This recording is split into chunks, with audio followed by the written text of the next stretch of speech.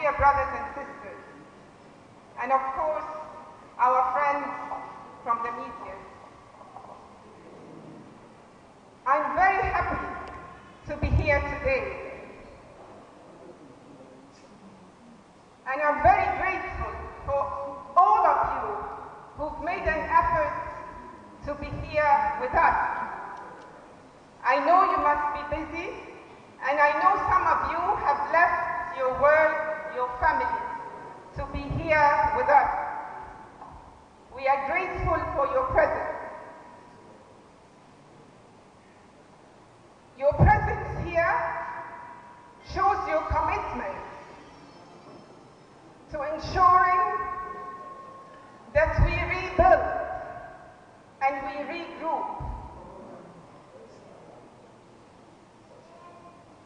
We rebuild and regroup an attractive Nkrumahist party for 2012. Mr. Chairman, permit me to pay tribute to first the father of the Nkrumahist movement,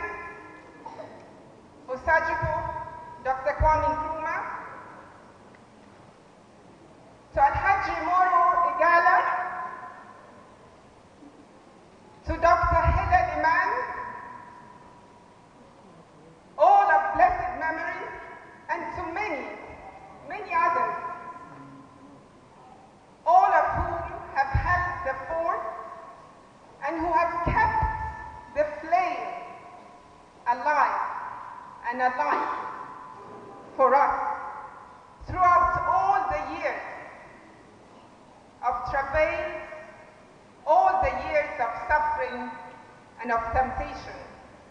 It certainly could not have been easy, and it is because of them that we are here today. We are standing on their shoulders. Mr. Chairman, today is a very, very significant and important day. As you are aware, it is the anniversary of positive action, of the Declaration of Positive Action. And as we commemorate this anniversary, we are aware that it signals a change, a radical change in the strategy of our independence struggle. Now, the day when positive action was declared has special relevance to us today, to this meeting, because today we now need another positive action to rebuild our political tradition.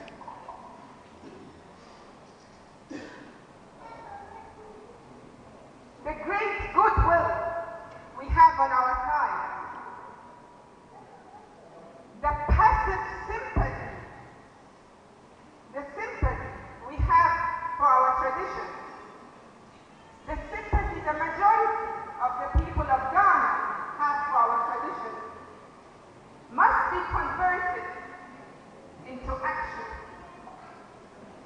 It must be converted into active participation in our efforts to rejuvenate the Nkrumahist political force.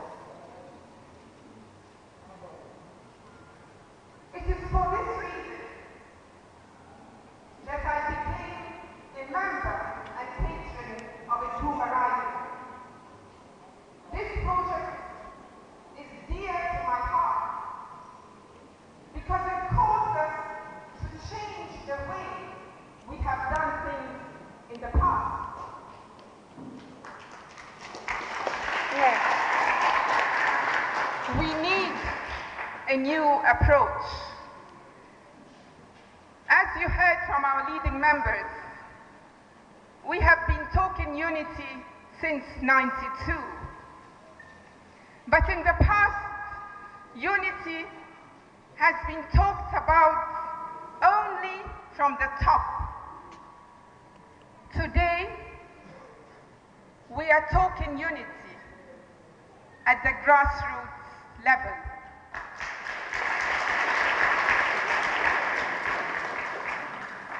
We want to make sure that the grassroots is part and parcel of the unity process.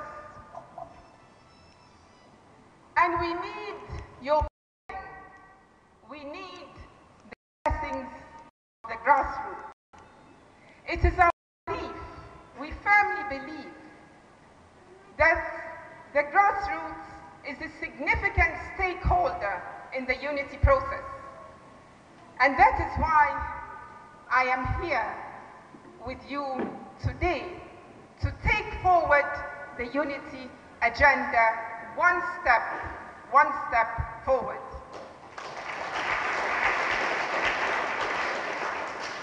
And allow me to quote from the words of the Usajifo, Dr. Nkrumah, that he wrote in Africa Must Unite in 1963.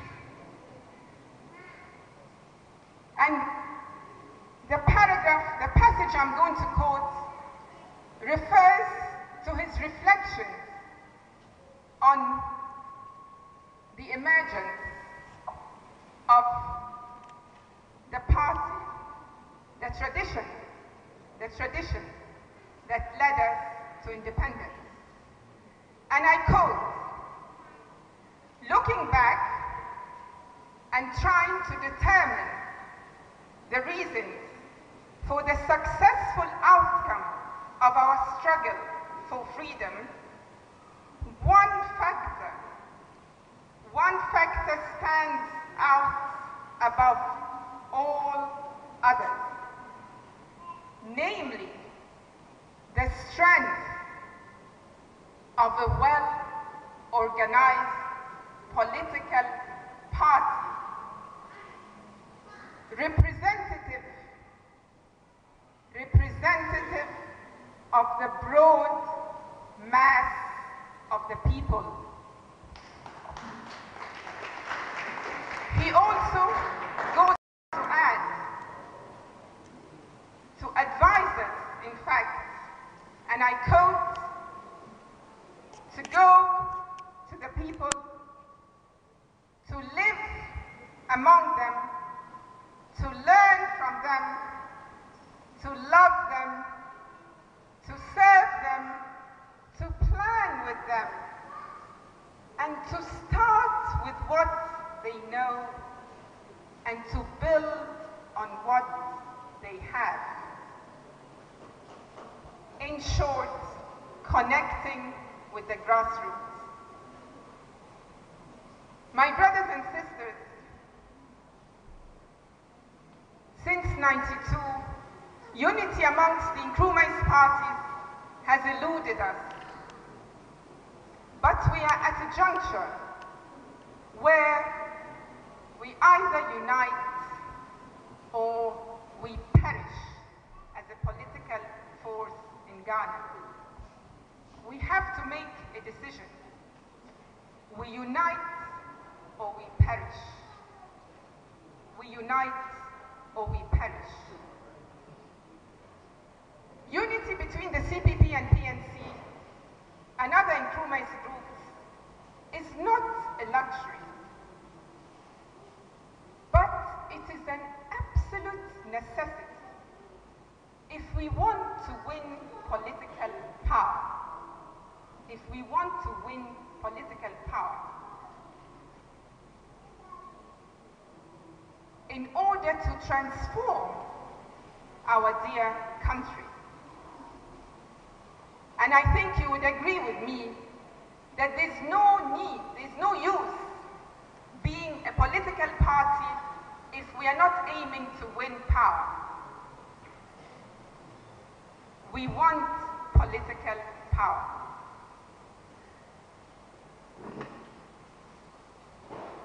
Now, political power cannot be achieved by a tradition that boasts of not more than 3 members of parliament. We must start to do things in a different way. Doing things in a different way requires, necessitates a different mindset, a different way of thinking and looking at ourselves.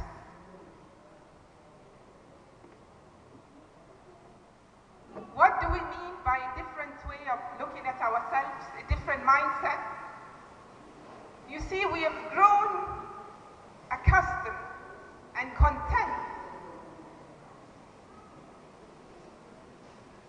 to accept that the Nkrumah's tradition, the tradition that unified this country, ushered modern Ghana into being. We have